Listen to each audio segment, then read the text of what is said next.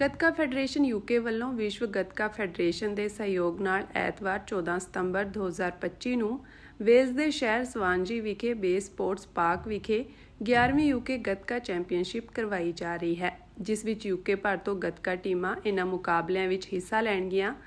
ਇਸ ਟੂਰਨਾਮੈਂਟ ਦੀ ਮਹੱਤਤਾ ਬਾਰੇ ਗੱਲਬਾਤ ਕਰਦਿਆਂ ਵਿਸ਼ਵ ਗੱਤਕਾ ਫੈਡਰੇਸ਼ਨ ਦੇ ਪ੍ਰਧਾਨ ਹਰਜੀਤ ਸਿੰਘ ਗਰੇਵਾਲ ਨੇ ਕਿਹਾ ਕਿ ਵਿਰਾਸਤੀ ਕਲਾ ਦੇ ਇਹ ਸਾਲਾਨਾ ਮੁਕਾਬਲੇ ਨੌਜਵਾਨਾਂ ਅੰਦਰ ਸਿਹਤਮੰਦ ਜੀਵਨ ਸ਼ੈਲੀ ਜਿਉਣ, ਸਿੱਖ ਸੱਭਿਆਚਾਰ ਅਤੇ ਜੰਗਜੂ ਕਲਾ ਨੂੰ ਪ੍ਰਫੁੱਲਤ ਕਰਨ ਤੇ ਸੰਭਾਲਣ ਦਾ ਇੱਕ ਯਤਨ ਵੀ ਹੈ।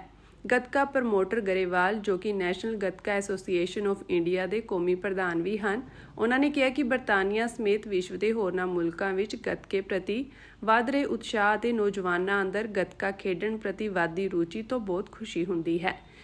ਪਿਛਲੇ 12 ਸਾਲਾਂ ਤੋਂ ਸਫਲਤਾਪੂਰਵਕ ਇਹ ਚੈਂਪੀਅਨਸ਼ਿਪ ਕਰਵਾ ਰਹੇ ਸਲੋ ਤੋਂ ਸੰਸਦ ਮੈਂਬਰ ਅਤੇ ਗੱਤਕਾ ਫੈਡਰੇਸ਼ਨ ਯੂਕੇ ਦੇ ਪ੍ਰਧਾਨ ਤਨਮਨਜੀਤ ਸਿੰਘ ਢੇਸੀ ਨੇ ਕਿਹਾ ਕਿ ਵਿਰਾਸਤੀ ਖੇਡ ਦੇ ਅਜਿਹੇ ਮੁਕਾਬਲੇ ਨੌਜਵਾਨਾਂ ਨੂੰ ਸਿੱਖ ਧਰਮ ਤੇ ਸੱਭਿਆਚਾਰ ਦੇ ਮਾਣਮੱਤੇ ਇਤਿਹਾਸ ਨਾਲ ਜੋੜਨ, ਸਿਹਤਮੰਦ ਅਤੇ ਅਨੁਸ਼ਾਸਿਤ ਜੀਵਨ ਸ਼ੈਲੀ ਅਪਣਾਉਣ ਨੂੰ ਉਤਸ਼ਾਹਿਤ ਕਰਦੇ ਹਨ। ਹਰ ਸਾਲ ਇਹਨਾਂ ਮੁਕਾਬਲਿਆਂ ਮੌਕੇ ਲੋਕ ਵੱਧ ਚੜ੍ਹ ਕੇ ਹਿੱਸਾ ਲੈਂਦੇ ਹਨ।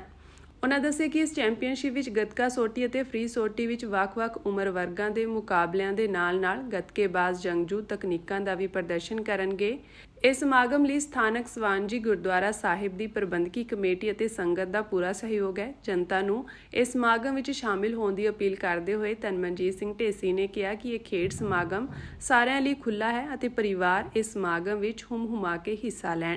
ਜ਼ਿਕਰਯੋਗ ਹੈ ਕਿ ਗੱਤਕਾ ਪੁਰਾਤਨ ਸਿੱਖ ਸ਼ਸਤਰ ਕਲਾ ਦਾ ਇੱਕ ਅਨਿੱਖੜਵਾਂ ਅੰਗ ਹੈ, ਜੋ ਕਿ ਜੰਗਜੂ ਕਰਤੱਵ, ਸਵੈ ਰੱਖਿਆ, ਸਵੈ ਨਿਯੰਤਰਣ, ਪੈਰ ਚਾਲ ਦਾ ਤਾਲਮੇਲ, ਤੰਦਰੁਸਤੀ, ਆਤਮ ਵਿਸ਼ਵਾਸ ਅਤੇ ਅਧਿਆਤਮਿਕਤਾ ਨਾਲ ਜੋੜਨਾ ਸਿਖਾਉਂਦਾ ਹੈ।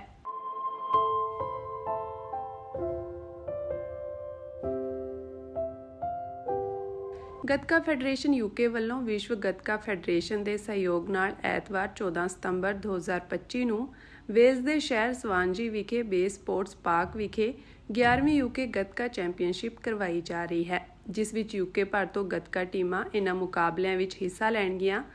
ਇਸ ਟੂਰਨਾਮੈਂਟ ਦੀ ਮਹੱਤਤਾ ਬਾਰੇ ਗੱਲਬਾਤ ਕਰਦਿਆਂ ਵਿਸ਼ਵ ਗੱਤਕਾ ਫੈਡਰੇਸ਼ਨ ਦੇ ਪ੍ਰਧਾਨ ਹਰਜੀਤ ਸਿੰਘ ਗਰੇਵਾਲ ਨੇ ਕਿਹਾ ਕਿ ਵਿਰਾਸਤੀ ਕਲਾ ਦੇ ਇਹ ਸਾਲਾਨਾ ਮੁਕਾਬਲੇ ਨੌਜਵਾਨਾਂ ਅੰਦਰ ਸਿਹਤਮੰਦ ਜੀਵਨ ਸ਼ੈਲੀ ਜਿਉਣ, ਸਿੱਖ ਸੱਭਿਆਚਾਰ ਅਤੇ ਜੰਗਜੂ ਕਲਾ ਨੂੰ ਪ੍ਰਫੁੱਲਤ ਕਰਨ ਤੇ ਸੰਭਾਲਣ ਦਾ ਇੱਕ ਯਤਨ ਵੀ ਹੈ। ਗੱਤਕਾ ਪ੍ਰਮੋਟਰ ਗਰੇਵਾਲ, ਜੋ ਕਿ national gatka association of India ਦੇ ਕੌਮੀ ਪ੍ਰਧਾਨ ਵੀ ਹਨ, ਉਹਨਾਂ ਨੇ ਕਿਹਾ ਕਿ ਬਰਤਾਨੀਆ ਸਮੇਤ ਵਿਸ਼ਵ ਦੇ ਹੋਰਨਾਂ ਮੁਲਕਾਂ ਵਿੱਚ ਗੱਤਕੇ ਪ੍ਰਤੀ ਵਧ ਰਹੇ ਉਤਸ਼ਾਹ ਅਤੇ ਨੌਜਵਾਨਾਂ ਅੰਦਰ ਗੱਤਕਾ ਖੇਡਣ ਪ੍ਰਤੀ ਵਧਦੀ ਰੁਚੀ ਤੋਂ ਬਹੁਤ ਖੁਸ਼ੀ ਹੁੰਦੀ ਹੈ। ਪਿਛਲੇ 12 ਸਾਲਾਂ ਤੋਂ ਸਫਲਤਾਪੂਰਵਕ ਇਹ ਚੈਂਪੀਅਨਸ਼ਿਪ ਕਰਵਾ ਰਹੇ ਸਲੋ ਤੋਂ ਸੰਸਦ ਮੈਂਬਰ ਅਤੇ ਗੱਤਕਾ ਫੈਡਰੇਸ਼ਨ ਯੂਕੇ ਦੇ ਪ੍ਰਧਾਨ ਤਨਮਨਜੀਤ ਸਿੰਘ ਢੇਸੀ ਨੇ ਕਿਹਾ ਕਿ ਵਿਰਾਸਤੀ ਖੇਡ ਦੇ ਅਜਿਹੇ ਮੁਕਾਬਲੇ ਨੌਜਵਾਨਾਂ ਨੂੰ ਸਿੱਖ ਧਰਮ ਤੇ ਸੱਭਿਆਚਾਰ ਦੇ ਮਾਣਮੱਤੇ ਇਤਿਹਾਸ ਨਾਲ ਜੋੜਨ, ਸਿਹਤਮੰਦ ਅਤੇ ਅਨੁਸ਼ਾਸਿਤ ਜੀਵਨ ਸ਼ੈਲੀ ਅਪਣਾਉਣ ਨੂੰ ਉਤਸ਼ਾਹਿਤ ਕਰਦੇ ਹਨ। ਹਰ ਸਾਲ ਇਹਨਾਂ ਮੁਕਾਬਲਿਆਂ ਮੌਕੇ ਲੋਕ ਵੱਧ ਚੜ੍ਹ ਕੇ ਹਿੱਸਾ ਲੈਂਦੇ ਹਨ। ਉਨ੍ਹਾਂ ਦੱਸਿਆ ਕਿ ਇਸ ਚੈਂਪੀਅਨਸ਼ਿਪ ਵਿੱਚ ਗੱਤਕਾ ਸੋਟੀ ਅਤੇ ਫ੍ਰੀ ਸੋਟੀ ਵਿੱਚ ਵੱਖ-ਵੱਖ ਉਮਰ ਵਰਗਾਂ ਦੇ ਮੁਕਾਬਲਿਆਂ ਦੇ ਨਾਲ-ਨਾਲ ਗੱਤਕੇਬਾਜ਼ ਜੰਗਜੂ ਤਕਨੀਕਾਂ ਦਾ ਵੀ ਪ੍ਰਦਰਸ਼ਨ ਕਰਨਗੇ। ਇਸ ਸਮਾਗਮ ਲਈ ਸਥਾਨਕ ਸਵਾਨਜੀ ਗੁਰਦੁਆਰਾ ਸਾਹਿਬ ਦੀ ਪ੍ਰਬੰਧਕੀ ਕਮੇਟੀ ਅਤੇ ਸੰਗਤ ਦਾ ਪੂਰਾ ਸਹਿਯੋਗ ਹੈ। ਜਨਤਾ ਨੂੰ ਇਸ ਸਮਾਗਮ ਵਿੱਚ ਸ਼ਾਮਿਲ ਹੋਣ ਦੀ ਅਪੀਲ ਕਰਦੇ ਹੋਏ ਤਨਮਨਜੀਤ ਸਿੰਘ ਢੇਸੀ ਨੇ ਕਿਹਾ ਕਿ ਇਹ ਖੇਡ ਸਮਾਗਮ ਸਾਰਿਆਂ ਲਈ ਖੁੱਲ੍ਹਾ ਹੈ ਅਤੇ ਪਰਿਵਾਰ ਇਸ ਸਮਾਗਮ ਵਿੱਚ ਹੁਮ-ਹੁਮਾ ਕੇ ਹਿੱਸਾ ਲੈਣ। ਜ਼ਿਕਰਯੋਗ ਹੈ ਕਿ ਗੱਤਕਾ ਪੁਰਾਤਨ ਸਿੱਖ ਸ਼ਸਤਰ ਕਲਾ ਦਾ ਇੱਕ ਅਨਿੱਖੜਵਾਂ ਅੰਗ ਹੈ, ਜੋ ਕਿ ਜੰਗਜੂ ਕਰਤੱਵ, ਸਵੈ ਰੱਖਿਆ, ਸਵੈ ਨਿਯੰਤਰਣ, ਪੈਰ ਚਾਲ ਦਾ ਤਾਲਮੇਲ, ਤੰਦਰੁਸਤੀ, ਆਤਮ ਵਿਸ਼ਵਾਸ ਅਤੇ ਅਧਿਆਤਮਿਕਤਾ ਨਾਲ ਜੋੜਨਾ ਸਿਖਾਉਂਦਾ ਹੈ।